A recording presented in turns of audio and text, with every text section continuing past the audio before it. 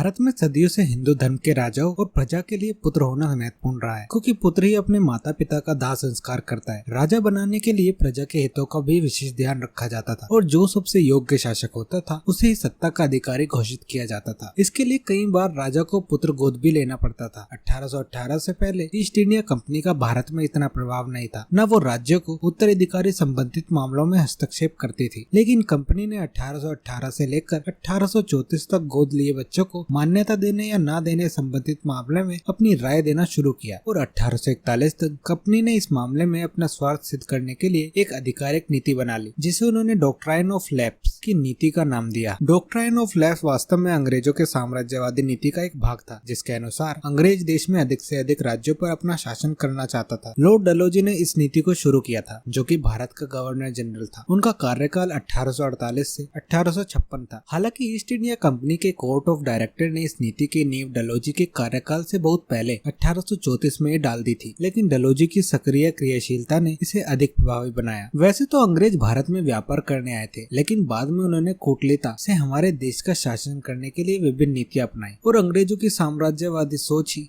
Doctrine of lapse नीति का मूल आधार थी। अंग्रेज देश के अधिक से अधिक राज्यों में